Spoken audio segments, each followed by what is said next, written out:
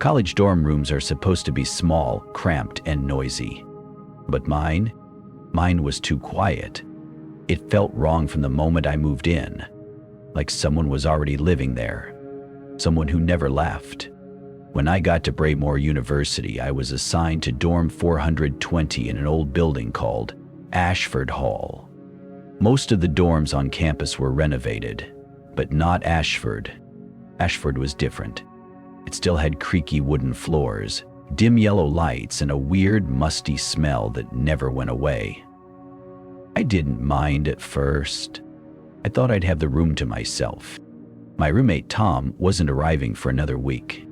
That meant 7 days of peace and quiet before classes started. Or so I thought. When I unlocked the door and stepped inside, I felt a sudden wave of unease, like I had just walked into someone else's space. The air felt heavy. I told myself I was just being paranoid, but deep down, I knew something was off. That first night, I lay in bed, listening to the silence. Then, I heard it, a faint shuffling sound, like someone moving inside the room. I sat up, my heart pounding. The door was locked. The closet was empty, but the sound was coming from the far side of the room, from Tom's bed. Even though no one was there, I grabbed my phone and shined the flashlight toward the bed. Nothing. Just wrinkled sheets, like someone had been lying there just seconds before. I tried to shake it off. I told myself it was the building settling, but I barely slept that night, and the feeling of being watched never went away. By the second night, I was already on edge. Every time I turned off the lights, I felt like I wasn't alone. I started sleeping with the lamp on. That's when I noticed something even worse. Tom's bed was different. It looked used. When I arrived, both beds had been made up with fresh white sheets. But by the third night, the sheets on Tom's bed were messy, crumpled, and pulled back, like someone had been lying in them. I stared at it for a long time, trying to convince myself that maybe I had brushed against it or moved the blankets without realizing it. But the next morning, I woke up to something chilling. The imprint of a body, right there, on Tom's bed, like someone had been sleeping there all night. I stopped sleeping.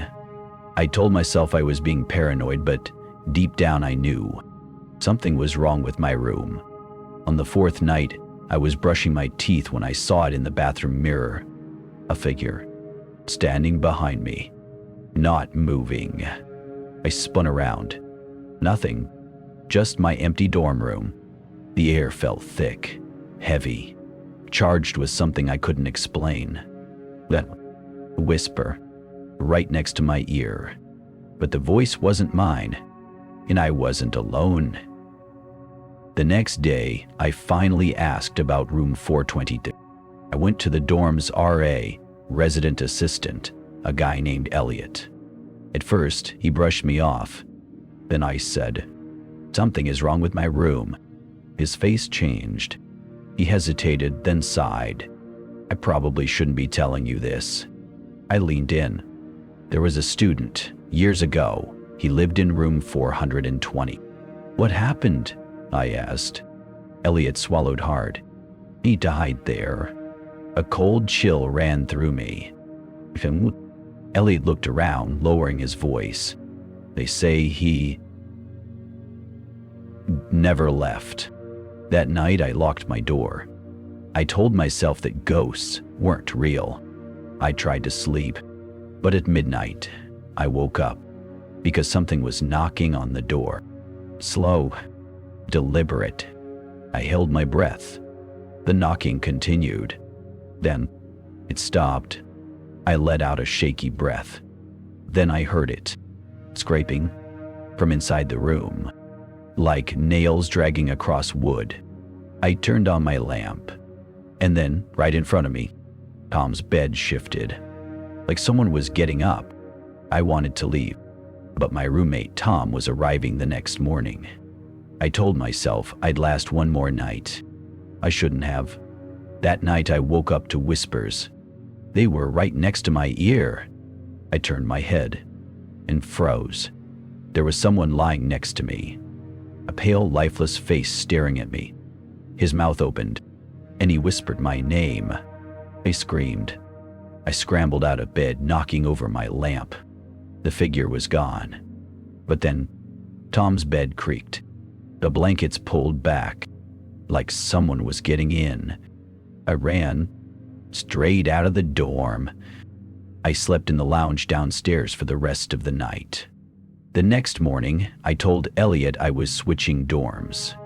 I never went back. A month later, I found out the full story. The student who lived in room 420 was named Daniel Carter. He died alone in his sleep.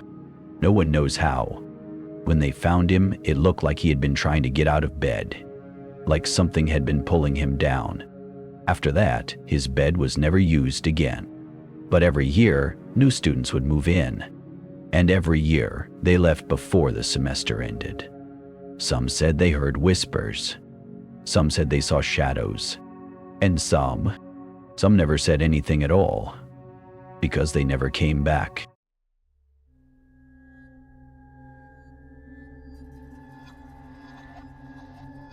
College libraries are supposed to be quiet. But at Westbridge University, the silence in the library isn't just quiet, it's watching you. I learned this the hard way, and now I never study alone at night, because there's something in the library, and it doesn't want you to leave. It started in my sophomore year. I was struggling in organic chemistry, a brutal class that could make or break my GPA. My only option was to pull all-nighters at the library. The problem? Westbridge's library was creepy as hell. It was built in the 1800s, and it looked like something straight out of a horror movie. Towering bookshelves, dim lighting, and endless rows of dusty old books. But I didn't have a choice. I needed a quiet place to study. Unfortunately, I wasn't alone. The first time I saw it, I thought my mind was playing tricks on me. It was past 2 a.m., and I was buried in my textbooks. That's when I noticed something in my peripheral vision, a shadow moving between the bookshelves. I looked up. Nothing, just rows of books stretching into the darkness. I shook it off and went back to studying. But then, a book fell. It wasn't mine. It came from one of the higher shelves, landing with a loud thud. I stood up, heart pounding. No one else was there. I picked up the book.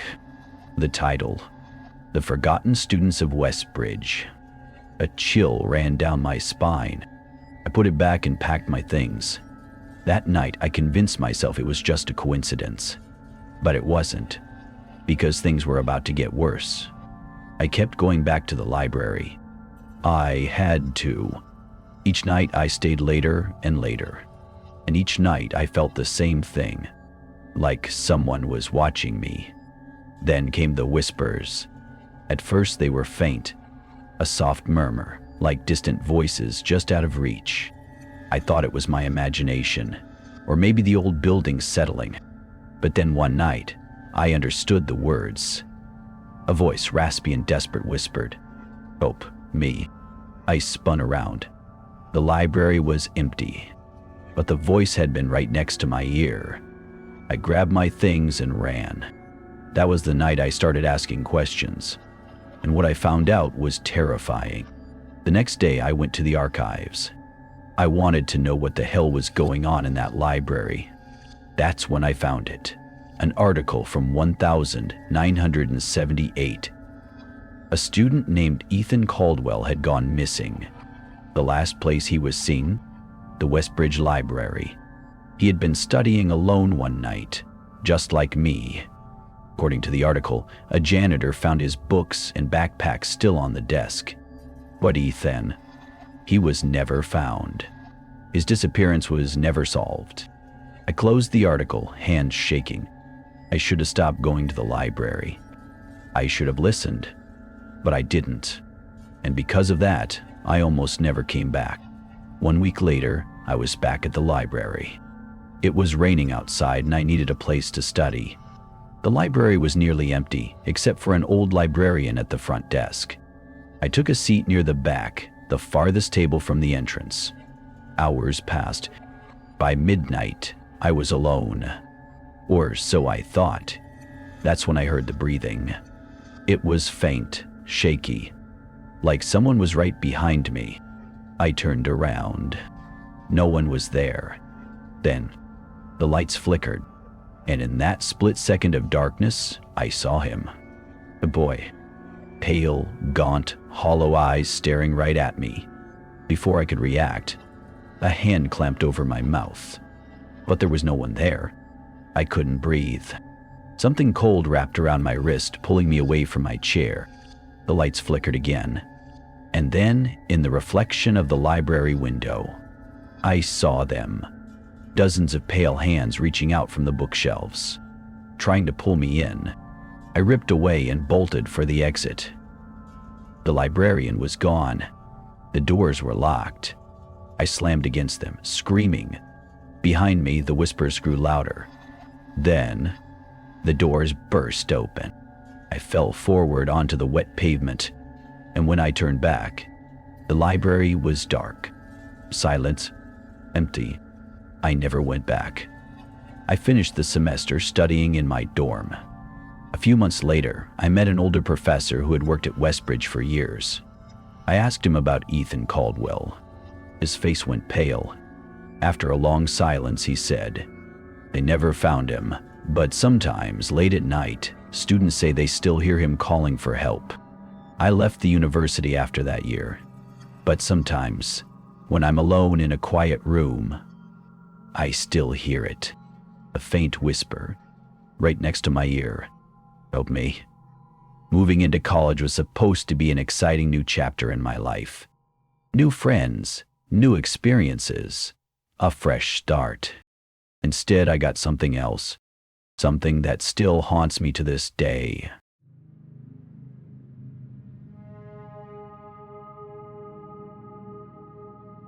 This is the story of my freshman year roommate, the one who wasn't supposed to be there. I was assigned to Richmond Hall, one of the oldest dorms on campus. The building had a weird Victorian design, with narrow hallways and high ceilings. The paint on the walls was cracked in places, and the wood floors creaked with every step. It was charming in an eerie, outdated way. My dorm room, 319, was small but cozy. 2 beds, 2 desks, a shared closet. When I arrived, I noticed something odd. One of the beds was already made. Neatly, perfectly, tucked in sheets. A pillow fluffed just right. But my roommate Josh hadn't moved in yet. I didn't think much of it at the time. Maybe a staff member had set it up for him. But looking back, that was my first mistake. Josh arrived later that evening. He was chill, friendly, the kind of guy who made friends easily. We hit it off right away. We spent most of the night setting up our room, talking about classes and joking about how old and creepy Richmond Hall was. At around 1 a.m., we finally turned off the lights and went to bed. That night, I woke up to soft whispering, muffled, like someone was talking just under their breath. I figured Josh was mumbling in his sleep, so I rolled over. But Josh's bed was empty. The blanket was pushed aside. His shoes were gone. He wasn't in the room. And yet, the whispering continued. I held my breath. It was coming from the closet. A slow, deliberate murmuring. Too quiet to make out the words, but too real to ignore. My entire body froze. The closet door was slightly open, just a crack. I swore I saw something move inside. Then, Josh came back. The door slammed shut on its own. Josh jumped. "Dude, did you just close that?" he asked. I shook my head. We stared at the closet. Then, without saying a word, we pushed my desk in front of it, just in case. Over the next few weeks, weird things started happening. Objects moved. Books would fall off shelves. My charger went missing, only to reappear inside the closet. Strange noises, a rhythmic tapping on the walls at night. a soft sighing that sounded like it came from under my bed. Then came the writing. One day, Josh noticed something scratched into the paint near his desk. It wasn't there before. The words were shaky, jagged, and deep. "He never left." We noped the hell out of there. We started sleeping with the lights on, but it didn't help, because soon we started seeing him. One night, I woke up feeling paralyzed. I couldn't move, couldn't even blink. I could only watch. Josh was sitting up in bed, staring at the closet. The desk we had pushed against it was gone, and the door was wide open. A figure stood inside. Tall, thin, shadowy, but unmistakably human. His head tilted slightly. His arms hung limply at his sides. I tried to scream, but my body wouldn't let me. Josh, still staring, finally whispered, "You see him too?" The figure stepped forward. I felt something cold brush against my arm. And just like that, everything went black. The next morning we packed our bags. We went to housing services and demanded a room transfer. The RA, an older guy named Mike, looked at our paperwork. Then he sighed. "You weren't 319, he muttered. We nodded. He didn't say anything at first, but after a moment, he stood up and closed the door. "Look, I'm not supposed to tell you this," he said, "but a student died in that room." Josh and I looked at each other. "What?" I asked. Mike lowered his voice. "Years ago, he hung himself in the closet. His roommate found him. The room had been closed off for years, until they reopened it this semester. We moved out immediately. But before we left, I went back one last time. I don't know why. Maybe I needed closure." The closet door was open again. The air inside felt cold, like stepping into a walk-in freezer.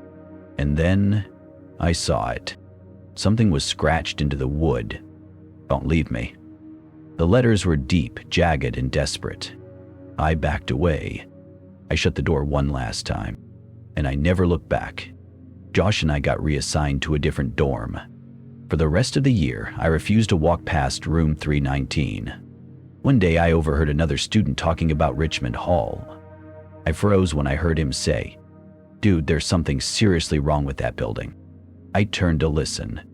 "What do you mean?" his friend asked. The guy lowered his voice.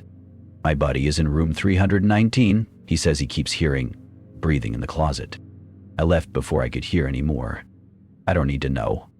I don't want to know. To this day, I refuse to stay in dorm rooms with closets. Because sometimes the dead don't want to be alone. And if you're not careful, they'll make sure you never leave. Thank you for joining me on this terrifying journey. If you enjoyed this story, don't forget to like, comment, and share. Stay tuned for more spine-chilling tales of the paranormal.